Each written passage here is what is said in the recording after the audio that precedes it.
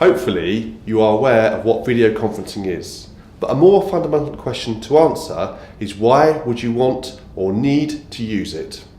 Once upon a time it was the luxury of high-end business, but recently costs have tumbled to make this an affordable way for everyone to communicate. But don't take my word for it, here are a few of your colleagues to tell you why they use it. I use video conferencing every day. I use it to speak to the team up in Elland predominantly. Plus I use it occasionally to talk to customers. I'm a very regular user of video conferencing. I use it at least 3 to 4 times a day. I use it significantly. I'm a heavy video conference user. I'm based in the London area, but more and more my job has changed, so I have to work with the people who are based in our Slough office quite a lot. I use video conferencing on a regular basis. Firstly, there's a weekly finance meeting which involves people from various parts of the business based in Elland, Slough, Rex. It enables us to all get together on a weekly basis to discuss all our financial forecasts. It enables me to form close relationships with the Elland team without having to be there. But when I do go up there, let's say a couple of times a year, if you know everybody, you know what they look like, and you've got this proper relationship with people. If I've got, say, 2 or 3 people that are heading into London for a meeting, I live probably about a 2-hour commute away from London, and if it's only for an hour's meeting, often that can be seen as a bit of a waste of time and waste of a company's resources as well, so I can just dial in on a video call from home. With the international, I would say I can go 6 hours straight and just be one video meeting after another with either the person from the US or US and Brazil or Brazil. I mean, it has been constant using the technology and it's been wonderful. It's been really, really, really useful. I, for example, live high up in the hills of West Yorkshire, and we get quite bad snow there. And video conferencing really has saved the day for me when I've been able to take part in face-to-face meetings from home when I've been actually snowed in. So very recently, I had 2 new members of my team based up in Elland, and for various reasons I wasn't able to go up and meet them from day one. Now, that felt to me as a manager that I wasn't doing the right thing, and I really needed to make contact.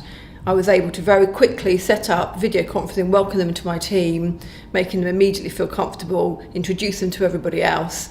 So from day one, from the get-go, we were all one team, and it felt very apparent. There have been times in this international project where it's got stressful and people maybe are not getting on with each other, or there's certain tensions that have occurred. I think we would have had a harder time getting through those tension times without the face-to-face. Because then you can sort of smile at somebody and you can so it brings down some barriers. You can make a joke, you could do things like that, and it does bring down barriers. It's really easy to use. There's a lot of benefits. It cuts down on travel time. It increases productivity. Is to be able to be somewhere remote that you're remote from without having used all that time to get there and get back again. So you have your 1-hour meeting and it takes 1 hour, and then you can get on with doing your other stuff. If I send an email, I'm waiting for a response. I don't know what the person's thinking, and I'm sort of waiting, thinking, okay, have they even got my email? With video conferencing, you're there, you can see their reaction, and you've got that instant response. I think the major difference between email communication and video conferencing is that when you use video conferencing, you're talking to somebody face to face, you can see their eyes, you can see the expression on the face, and whatever you said will be taken in the way it's offered.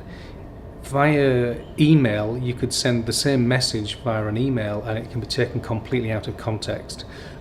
People can get easily upset and completely misunderstand the message that you try to get across to them.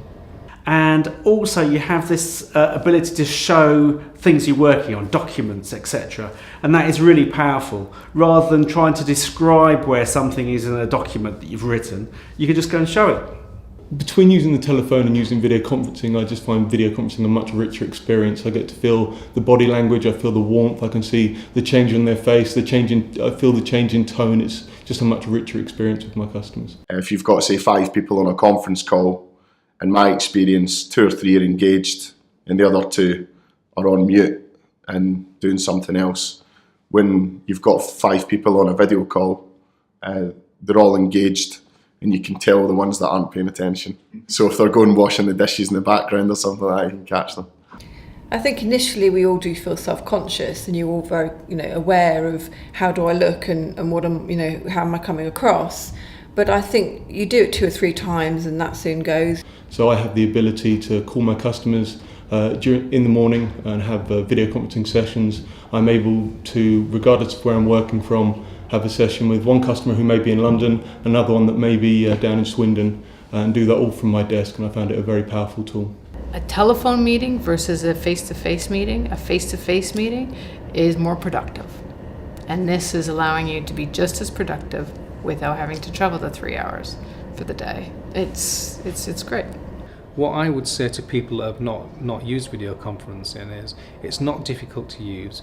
Go along to one of the meeting rooms, give it a try, and you never know, it may make all the difference in the way that you conduct your daily business. So I would urge everyone to start using it as part of their daily role. So, as you can see, there are many ways in which video conferencing can enable and enhance the way you work. Why should you use video conferencing? The question is, why would you not use it?